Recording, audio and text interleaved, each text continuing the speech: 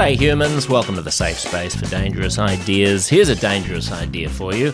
2024 may not be as shitty as everyone thinks it's going to be. Or at least it might be shitty in the ways they fear it's going to be shitty, but you should feel good nonetheless.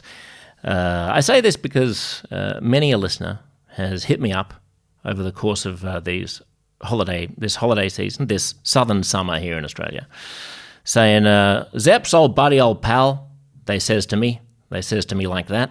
They says, why didn't you give me like a wrap of 2023 and a prediction of what's going to happen in 2024? Everyone else does it, why don't you? So at the risk of being a Johnny-come-lately in this final week of January, can you believe we're almost 1/12 of the way through 2024? That means it's practically February. And then before you know it, 2024 will be over. And then we'll be a quarter of the way into the 21st century. And where are my flying cars? Nonetheless, I have some thoughts about 2024, some predictions, and some positivity to inject into your little noggin there. A lot of people have been talking like this piece. Take a look at this. This is The World Should Fear 2024. And if you're listening to this on the podcast, you can watch it with my beautiful visage beaming at you, including images of the articles that I'm referencing on the old YouTube. If you just Google YouTube and then Josh Zeps, S-Z-E-P-S or S-Z-E-P-S. This is Aris Rousinos writing, The World Should Fear 2024. Escalation lurks on every battlefield. And let me quote a little of Aris here. Like an ailing mammoth, weakened by a succession of individual spear thrusts, the hegemon, he's talking about the United States here, staggers bleeding across the global scene. Though stronger than any individual competitor, America is not capable of sustaining the simultaneous major conflicts that may arise. The United States has already shifted into a defensive mode, Aris writes, attempting to preserve its gains of better times against resurgent challenges and delaying the grand political reordering of global affairs for as long as possible. Yet unlike Russia, Iran, or China, America's democratic system incentivizes short-term planning. And Aris goes on to say, over the course of the coming year, America will likely be roiled by its internal political dysfunction in a way we have never yet seen, and the rest of the world will live in the shadow cast by the contested imperial throne. Not just the fate of Ukraine, but also of the NATO alliance will be determined by the battle for power in Washington, Aris writes. He goes on to say that Iran and Hezbollah and China may take this opportunity to pounce, and that the world is living through its most dangerous moment in many decades. The logic of events, writes Aris, and many wise people agree with him on this, in every theatre leads towards further escalation over the year to come. Last year was a hard year, drenched in blood and human misery through global conflict. But in retrospect, he writes, we may view it as the last golden summer of our world order, with the troubling storms still distant on the horizon. The coming year will be a historic one. We are right to dread its approach. Well, way to cheer me up, Aris. Thanks a lot, old buddy, old pal. There's a lot of this going around, and, there's probably some justification for it. Let's be honest. Something's going to happen in Ukraine. Something's going to happen between China and Taiwan. Something's going to happen in the US election. Something's going to happen in the Middle East with Gaza and Israel. Nonetheless, I want to clarify or emphasize that in terms of the reality on the ground in Western liberal democracies, we have it very good, and the reason why most of us are depressed about the state of things is because the kinds of people who speak to us repeatedly and the kinds of people whose voices are amplified by algorithms on social media and the kinds of people who swim in the circles of progressive journalism like to be exercised about a particular set of problems that they continue talking about. And I include myself here as well. I'm not flawless in this. I have my own hobby horses and we bang on about them a lot. I just want to take this opportunity to breathe with me, a little bit yoga-like. Let's just do a bit namaste and enjoy the reality, the good upsides of the reality that we also live in. A lot of talk about the election, of course. And here's something from Nate Silver on Twitter. He says this, you have the whole electorate basically screaming, Biden's too old. Nate Silver is a master pollster, polling expert. There's a year's worth of campaign to go, very likely some reversion to the fundamentals. Trump's legal issues probably a larger liability than they seem now, but still, Democrats can't say they weren't warned. There's a lot of talk about this. Biden's too old. Trump obviously has liabilities of his own. Some people say that basically any average Democrat could beat Donald Trump and any average Republican could beat Joe Biden, but we don't know which, if either of them, is going to beat the other because they both have such massive glaring liabilities.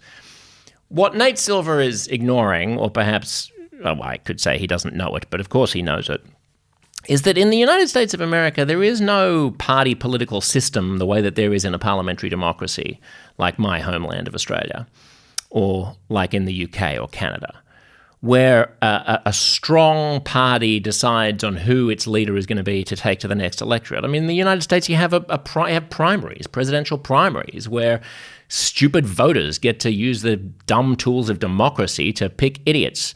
And there's no one to boot Biden out except for Biden, and there's no one to boot Trump out except for Trump. And surprisingly enough, they themselves are not keen on being booted out. That's why they're not doing the booting. That's why they're not sticking the boot into themselves. So you could basically draw any incumbent Democratic governor from a hat and run him against, or her against, Trump and expect that they would win. The reason they don't do that is not because Democrats are idiots, it's because there is no party system that has the ability to remove Biden from the ticket the way there would be in a parliamentary democracy. This is a point brought to my attention by a new book, which I'm really excited to read, which I haven't read yet because I can't get my hands on it. It's called The Hollow Parties, The Many Pasts and Disordered Present of American Party Politics by Daniel Schultzman and Sam Rosenfeld, who I hope to have on this show because it sounds fascinating. Basically, they say, like, voters say they don't want Biden and say they don't want Trump, a vast majority of voters, and yet they don't actually do the things that would be required because they're not that interested in politics. Like, they don't want to sift through ranks of random governors and senators trying to identify which one of them suits them and their communities and which one is going to be better placed electorally. They don't want to go and volunteer for campaigns. They don't want to get involved in grassroots politics. They don't want to go door knocking. They don't want to give them money. What they want is a strong party that will pick somebody who they like, and then they can go, I want A or I want B. That's basically what voters want. The American political system doesn't give them that. Hence, that's one, I thought, intriguing reason for American political dysfunction. But there's another, which is we're being deranged by our misconceptions about how bad things are. Take a look at this article. We've got climate change enters the therapy room in the New York Times. 10 years ago, psychologists proposed that a wide range of people would suffer anxiety and grief over climate.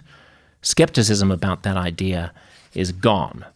And it relates the story of a therapist named Dr. Doherty, Thomas J. Doherty. He's a psychologist in Portland who specializes in climate change anxiety. Of course he's in Portland.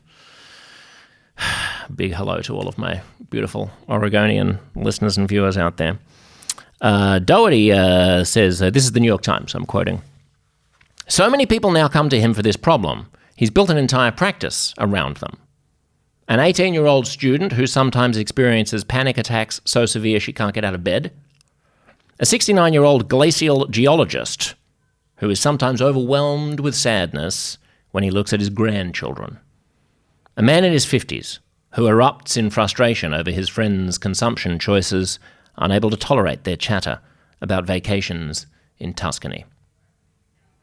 Well, I empathise with him. I'm unable to tolerate my friends' chatter about their vacations as well, but that's just because hearing about other people's vacations is boring, not because I'm terrified about climate change. But I am terrified about climate change. But hang on, this is not healthy. This isn't right. Like, my father was born in a refugee camp in 1943, a Jew, while the Nazis were stampeding across Europe.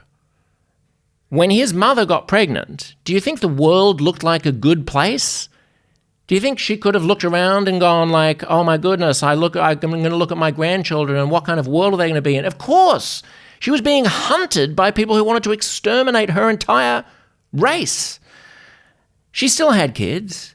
She still looked at her grandkids with a certain level of optimism and hope. I mean, are things worse now than they were in 1943? I am worried about climate chaos. I'm worried because it's going to be expensive to fix. I'm worried because it's going to cause huge disruptions to agriculture and therefore to human populations. It could disrupt the monsoon. It could lead to millions or hundreds of millions of refugees across South Asia. It could put enormous pressure on already fragile liberal democracies that will be dealing with social media and artificial intelligence and a whole bunch of other challenges this century. We don't need the additional hassle, essentially, of being constantly buffeted by droughts and wildfires and cyclones and hurricanes and refugees pouring across our borders. It's going to be really, really disruptive, really, really annoying, and really, really expensive. And we're idiots for not having done more about it. And we're idiots for not doing more right now. But to dwell on it as if it's the end of civilization, or to think that your grandchildren, that the fate of your grandchildren is so dire that it makes you weep, is perhaps to be consuming a little bit too much doom scrolling. Look at this, for example. Here's another piece. This is Eco-Anxiety is Real. Here's how to cope. It's okay to feel stressed out and worried about climate change, but there are ways to work through your emotions. Here, a mental health professional breaks it down. And this, the climate crisis is worse than you can imagine, writes ProPublica. Here's what happens if you try. If you try. Here's what happens if you try to imagine how dire the climate crisis is. If you just try, you don't even want to know what happens. If you succeed in imagining how bad the climate crisis is, then you just explode. You just evaporate. You're like the Wicked Witch of the West, dissolving. You cease to be. The space-time continuum folds in on itself, and you are no more. But if you just try to imagine the climate crisis, here's what happens. They have a whole piece about this. ProPublica. ProPublica or ProPublica? It sounds pretentious to say ProPublica. Like I'm in Italiano or something. A climate scientist, this is ProPublica speaking, spent years trying to get people to pay attention to the disaster ahead. His wife is exhausted. His older son thinks there's no future, and nobody but him will use the outdoor toilet he built to shrink his carbon footprint. Good for him. Did he really build the outdoor toilet to shrink his carbon footprint, or did he just want to get away from his wife? It's hard to know. It doesn't say. But if you even imagine what the truth is, ProPublica will write an article about how dire it is just to try. Here's another one. This is a piece in Nature. These are academic things now. We're not just talking about clickbait. This is an academic journal, Nature Climate Change, a socio-ecological perspective on climate anxiety in children and adolescents. Whew. So now we're actually getting into clinically disturbing areas. Did you know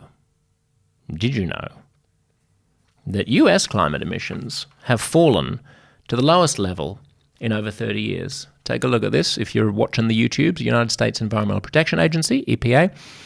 This is climate change indicators, and it's got a little graph where you can see emissions per capita going down steadily since 1990, emissions per GDP going down even more sharply, and even absolute emissions are on the decline. They're lower in the United States in over 30 years. Oil and gas production has soared to all-time levels at the same time. So this is partly a technological good news story. And it's worth understanding also that The doomsday scenarios about climate change, where we're in a kind of Mad Max hellscape where everything disintegrates and, there's no arable land and we're all just fighting over water. These are mostly predictions that were made about the possibility of there being an RCP, a representative concentration pathway of 8.5. This was the nightmare scenario of climate change.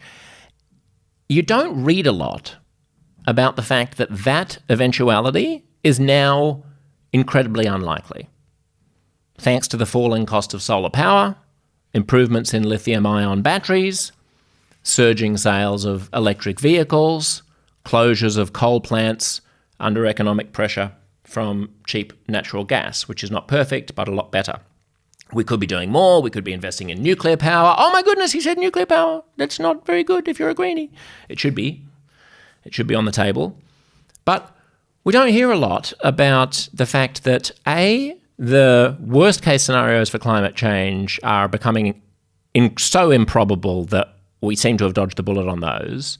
And B, the more mild things that we should be doing, and we need to be doing them a lot faster, are actually happening in the background. So by all means, let's keep pushing for it. It's crazy that we're not doing more. But there's good news. There's this. So we're not only releasing less emissions. Here's a piece. US utility scale solar and storage prices drop more than 12% in the past year.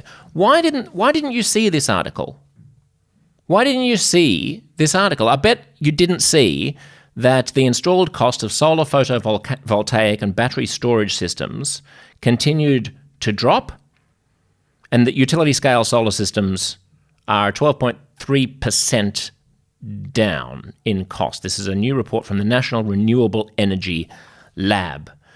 Why don't we see that? Because it's a bit boring, isn't it? I mean, even as I was just reading it, I was thinking, am I going to lose listeners and viewers while I talk about this? It's a bit dry. Blah, blah, blah. Good news. Can't I see some footage of a black person being shot by police? It'd be a bit more exciting. Here's another one. America's carbon emissions, take a look at this, fell for the first time since COVID. We're back to emitting like it's 1991, even though we have a much bigger economy. That's from Heat Map. These are not like right-wing places, right? This is an article by Robinson Meyer, who's the founding executive editor of Heat Map. He was previously a staff writer at The Atlantic, where he covered climate change, energy, and technology. One reason why I find this whole news about climate change particularly heartening is because taking action on climate change is not actually very popular. Like, you ask people in a poll, do you want to do something about climate change? They go, absolutely, for sure. We need to do something about climate. I'm going to write a big banner that says climate action now. And then you say to them, how much more would you be willing to pay on your electricity bill to fight climate? They go, I wouldn't pay any more. Would you pay $10 a month? No. What? $10 a month? Are you kidding me? That's Netflix. I could have an extra Netflix account. I could have 2 ice creams for that price. So you ask people, this is literal, I mean, this is I'm not making that up. You ask people whether they would pay $100 a year to fight climate change. Only 1/3 of Americans say yes.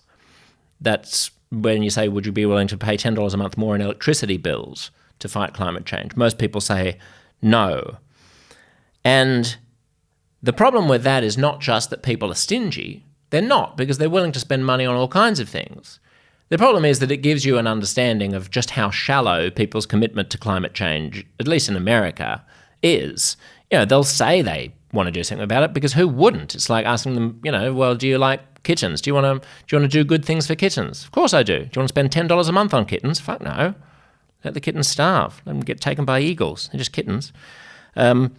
So the fact that the government, the Biden administration, and the Democrats are actually doing quite a lot on climate change, and the Biden administration, if you're not aware, has been the most aggressive climate change administration in history by far, gives a good indication that quietly in the background, good things are happening. We just don't amplify them because they're not sexy and they're not clickbaity. It's wise that we don't amplify them, by the way, because the things that parties really care about doing that aren't very popular should be done on the sly.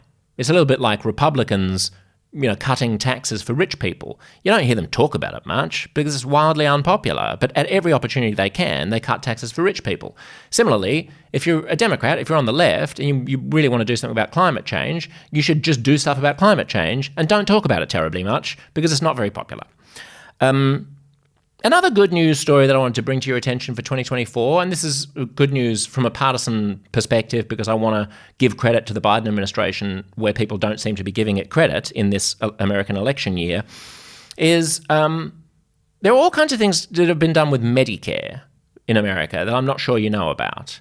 There's a lot more attention to things like student loan relief, for example. Why? Because conservatives and Fox News like talking about student loan relief because they like talking about the fact that money is being stolen from hardworking plumbers and given to kids to do stupid degrees in gender studies. They don't like talking about these rich, fat cat old people who are getting wealthy off the public teat by getting too much healthcare, which is a story they could also run but wouldn't be terribly popular. The Biden administration has done a few big things relating to Medicare and prescription drugs.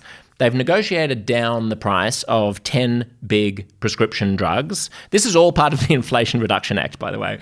You know how, nothing can get done by Congress in America unless you do everything in one huge act and you call it the We Love Kittens Act and everybody signs on to it and then you just stuff it full of all the things that you want to get done. Well, the Democrats did that with the Inflation Reduction Act, negotiating down the price of 10 big prescription drugs, putting a cap on the amount that you can pay for prescription drugs. I mean, that's huge every year, so you don't have to pay more than a certain amount if you're on Medicare. Introducing a tax that discourages companies from raising prescription drug prices. And importantly, given that Americans are so bloody fat and so many of them are getting diabetes, the Biden administration capped the price of insulin at $35 a month.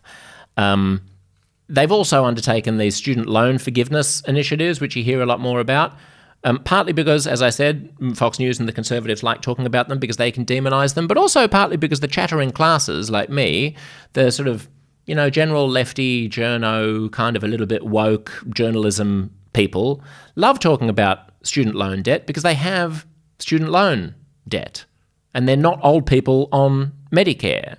If you looked at the coverage of, especially on Twitter and social media, things that the Biden administration has done, you'd hear a lot and see a lot of blather about student loan forgiveness and not a huge amount about the much more important reforms that they've made to Medicare, in spite of the fact that a much bigger share of the population is on Medicare than has student loans. 50% more Americans currently receive Medicare than have student loan debt.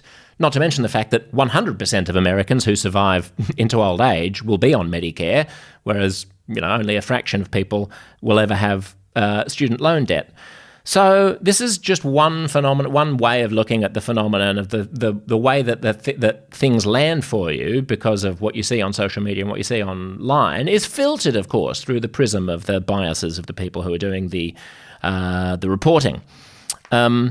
So let's look at some good news, some other good news, shall we? Here's a good one. This is a story about the San Francisco BART, the Bay Area Rapid Transit Authority. This is 2024, January 2024. It has a new project which is called the Fleet of the Future cars for San Francisco's metro. It has come in under budget and faster than they expected. It'll cost $394 million less than when the contract was awarded in 2012. This is hilarious that 2012 is when it started. Wow. You talk about imagine China or Saudi Arabia announcing an upgrade to their metro in Dubai or Shanghai. Yes, I know Dubai's in the UAE, not Saudi Arabia. You get my point. It would be done in 4 months and it would cost whatever they want it to cost. But here it was 2012, it was announced. This is 12 years later, but $400 million less. And the Fleet of the Future is a success story. 775 cars. It only cost $2.5 billion instead of only cost $2 billion instead of $2.5 billion. And now San Francisco is the better for it. Why didn't you see a story about that? Why is this the first that you're hearing about that? Because you haven't been listening to old Zeps That's why. Not that I've been talking about it much either, but I am now redeeming myself. These are the sorts of stories that if you actually wanted people to think that the left is sane, you would spend time talking about. Here's an example of public transport being run by a city in a way that is delivering results for commuters and is keeping pace with the latest technology and is coming in under budget. That should be the good news story that MSNBC and lefties at, The Guardian and the New York Times are talking about all the time. Instead, they're talking about their hobby horses, student loan debt and culture war stuff. Here's another good story. I like this one too. Insurance is coming back to healthcare. The rate of uninsured people in America has dropped dramatically since 2021. The enrollment in Obamacare marketplaces is up 25% compared to 2023, compared to last year, and nearly 80% compared to 2020. So the number of people in America who don't have health insurance is at an all-time low. And here's another good news. USA Today, do you need an urgent operation or prescription? Your wait time for approval just got cut down. This is a new federal rule. This is another Biden administration rule, which was just unveiled last week as of the time of recording, so mid-January. Doctors are cheering this new federal rule, which will speed up health insurance company decisions on whether to authorize or deny medical care or treatments for millions of patients. It basically means that the health insurance industry can't drag their feet anymore. And so things are getting better for healthcare in the United States. I'm just offering these things not necessarily as a way to say that everything's fine and dandy, but as little jigsaw pieces or little mosaics, shall we say, in an overall tapestry of things getting generally better in incremental ways for people. I'm specifically talking about America, but you could take the analogy for pretty much any Western liberal democracy when centre-left parties are allowed to make incremental change. It's not sexy, and it's not glamorous, and it doesn't grab you by the scruff of the neck and shake you around, and it's not exciting. But this is the bread and butter, this is the meat of good governance. The problem is that most of the people who talk about governance and who talk about politics and who discuss the political horse race are a type of sort of left-wing, young, educated urbanite. They are part of the Democratic Party or they are part of the centre-left, but that doesn't mean that they actually reflect the views of what left-wing voters are particularly interested in. You know, they're not representing the views of Hispanic union members or elderly church-going black women. They are young, largely white, university-educated lefties, and they are the ones who are deciding what the left-wing narrative tends to be. Which brings me to my real point here. There's a fascinating paper by Catherine Gimbran, Lisa Bates, Seth Prinz, and Catherine Keyes. It's entitled, and I'll show it to you here if you're on YouTube, The Politics of Depression, Diverging Trends in Internalizing Symptoms Among U.S. Adolescents by Political Beliefs. This is in the Journal of Mental Health. So this is a survey about the divergence in depression by political ideology and also by gender. And it finds that young people are, let's just say, they're not upbeat at the moment. You may have noticed this. The youngsters aren't okay. They think everything's shitty. And this paper basically affirms the reasons why and says, how could you expect them to be upbeat? I mean, we're basically in Nazi Germany in 1943, aren't we? Allow me to quote from this paper. They talk about this period when the adolescents of today were coming of age, and they say structural racism, police violence against black people, pervasive sexism and sexual assault, and rampant socioeconomic inequality became unavoidable features of political discourse. That is, they're talking about over, the past 5 years or so. Now, that's true, But a very interesting point was made by one of my favourite analysts who, if you're a regular listener to this podcast, you'll have heard me bang on about before, Matt Iglesias. It was a great blog called Slow Boring, which if you're going to subscribe to anyone in addition to me, you should subscribe to Matt. And by the way, if you're just listening to this or you're just discovering me for the first time, you're just watching this, go to Substack and at least join the community on the free plan in Substack, where you can get our newsletter, our weekly newsletter about things that we're talking about, and you can keep in touch with me and you can comment on the podcast and so on. We're going to be doing more and more episodes of the podcast. The main flagship show here is Uncomfortable Conversations, where every week I have an uncomfortable conversation with one of the most interesting people in the world about some provocative issue, and we talk about it in ways that are free from bullshit and so on. And that will continue to be free.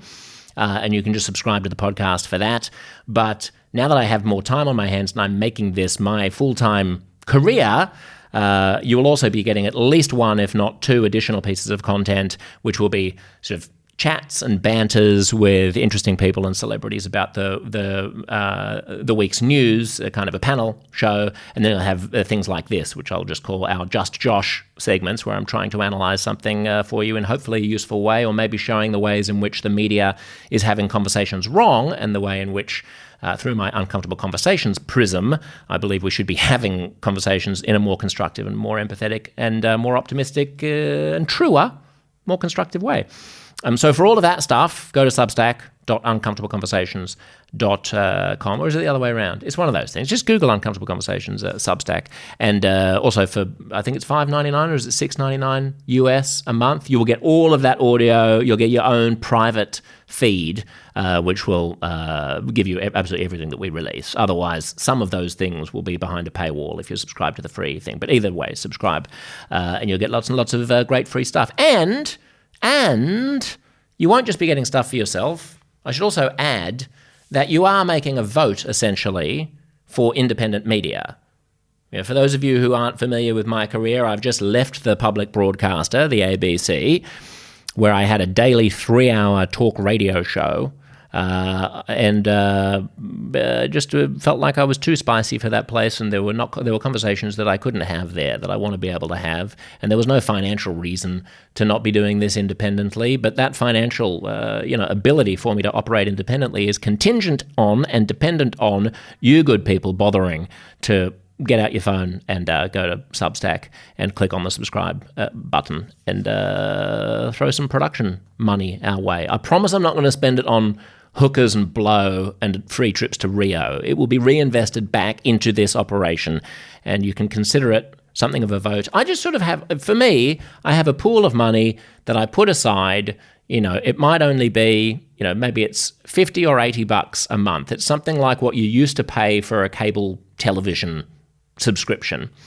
And that is the money that you spend on voting for independent media and in voting for finding out about the world in ways that you condone. Now, that you might want to spend that on Alex Jones, you might want to spend that on wild-eyed communists and revolutionaries, or if you're listening to this and you're still this far into the episode, maybe you like the cut of my jib, in which case make it possible for people like me to do what we do, throw us some shekels and subscribe, and then you get the benefit as well by getting all of this great content. Nonetheless, that's not my point.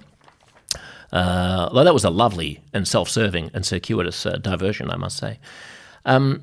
So Matt Iglesias talks about this piece, this journal article analysing the depression of young people and attributing it to structural racism, police violence against black people, pervasive sexism, sexual assault, rampant socioeconomic inequality becoming unavoidable features of political discourse.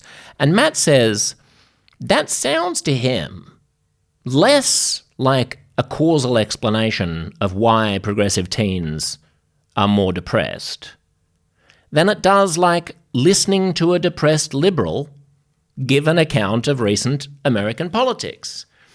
He says, note, for example, the negative framing of the fact that progressives have used their agenda-setting power to make structural racism and pervasive sexism and rampant socioeconomic inequality into unavoidable features of political discourse. One could instead, writes Matt, say, this is what the path to victory looks like. Progressive activists and intellectuals have succeeded in getting more people to pay attention to what they think are the most important problems. Just notice that. Just notice that when you're scrolling around on social media and you're listening to blowhards bang on about the woes of the world, they are talking from perspectives that reflect their biases. They are talking about things that they wish to amplify, that they wish to disseminate, and they're often talking through a filter of an algorithm that is selecting things that will agitate you, that will either reinforce things you already believe or that will demonize positions that you don't agree with, that will trap you more and more in an echo chamber. So the fact that we're talking a lot and paying attention to the dispossession of people, to racial injustice, to white supremacy, to whatever else might be getting you down, is itself evidence of progress, of the fact that we are shining a light on things that previously didn't have a light shone on them. And when an asteroid is headed towards the Earth and there actually is a concrete, real, and imminent threat to humankind, then we can all focus on that. But until then, let us enter 2024 with a spirit of optimism, aware to the challenges that exist, up for being big enough to defend Western liberal democracy against Putin, against Xi Jinping, should they try anything further. But let's also be proud of ourselves for what we've achieved and grateful to the people who have bequeathed us with the goodies that we currently enjoy.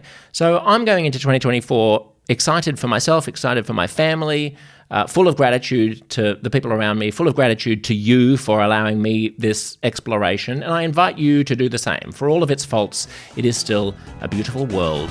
Enjoy it. I'll see you next week.